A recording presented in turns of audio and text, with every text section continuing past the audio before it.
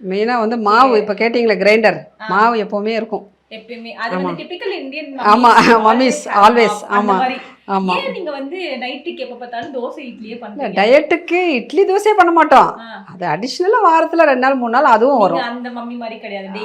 இல்லை அப்படி கிடையாது, இவன் சாப்பிடவே மாட்டான் என் பையன். ஆனால் எனக்கு இட்லி தோசை வேணும், ஆனால் டெய்லியுமே நானும் சாப்பிட மாட்டேன். இடியாப்பம் உப்புமா அந்த மாதிரி மாற்றி மாற்றி புட்டு அது மாதிரி. இட்லி மாவு ஏன் எப்போவுமே வீட்டில் வச்சுக்கிறதுனா திடீர்னு ஒரு கெஸ்ட்டு வர்றாங்க, அந்த நேரத்தில் வந்து விதவிதமாக பண்ணுவோம், அவங்களுக்கு பிடிக்காமல் இருக்கும்.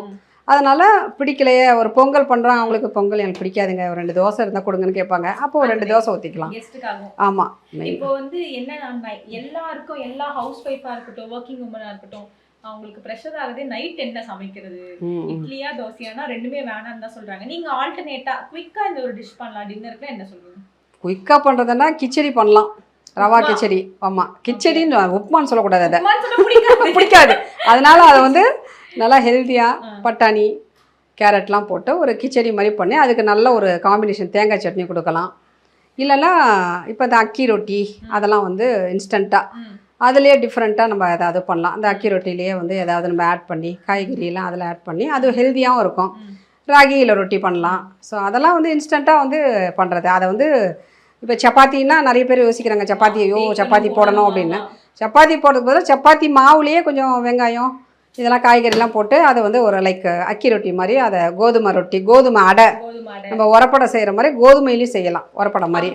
ஆமாம், கோதுமை மாவு வெங்காயம் கொஞ்சம் மிளகாத்தூள் சோம்புத்தூள் இதெல்லாம் போட்டு கருவேப்பிலை கொத்தமல்லி எல்லாம் அரிஞ்சு போட்டு அதை வந்து நல்லா மெலிசாக தட்டணும், ஊற்றக்கூடாது, அப்படியே தட்டணும். ஆமாம் ஆமாம் வச்சு தட்டணும், தோசைகளை தட்டணும். உங்களுக்கு தட்ட வரலை அப்படின்னா கொஞ்சம் லூஸ் ஆக்கிக்கிட்டு அப்படியே அதாவது கோதுமை தோசை தான், பட் அதை வந்து அடையாக அப்படி பண்ணி சாப்பிட்லாம். அதுக்கேற்ற மாதிரி நம்ம அடையாக தட்டணும்னா அடை, தண்ணியை கொஞ்சம் ஊற்றி கரைச்சா கோதுமை தோசை, அதுதான். ராகியில் பண்ணலாம், அதெல்லாம் வந்து பண்ணலாம். புட்டு, ஆமாம் புட்டு புட்டு வந்து பையனுக்கு ரொம்ப பிடிக்கும், அதனால் சிவப்பரிசி புட்டு. இப்போ கருப்பு கவுனி அரிசி இதெல்லாம் யூஸ் பண்ணுவோம், காட்டு யானை அரிசி இதெல்லாம் வந்து ரொம்ப ஹெல்த்தியான அரிசி இல்லைங்களா, அதனால் அதெல்லாம் அரைச்சி வச்சுக்கிட்டு அதிலலாம் ஒரு நாளைக்கு பட்டு அந்த மாதிரி மில்லட்ஸ் வந்து நைட்டில் எடுக்கிறத விட பகலில் எடுக்கிறது நல்லது. நைட்டில் கொஞ்சம் லைட்டாக ஏதாவது சாப்பிட்டுக்கலாம்.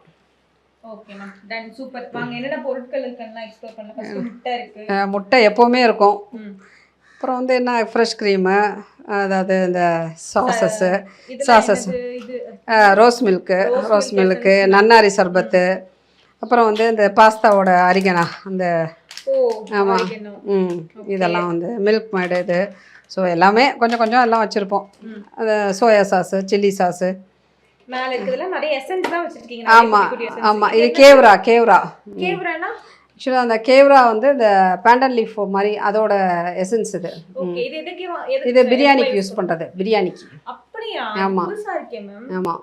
இது என்ன பண்ணுவது போட்டா பிரியாணிக்கு போட்டால் ஃப்ளேவர் நல்லாயிருக்கும். இது பாருங்கள் கேவ்ரா வாட்டர். ஆக்சுவலாக பிரியாணிக்கு இப்போ புலாவ் அந்த மாதிரி இருக்குது, பிரியாணிக்கு வந்து யூஸ் பண்ணும்போது அது வாசனை வந்து நல்லாயிருக்கும் கேவ்ரா.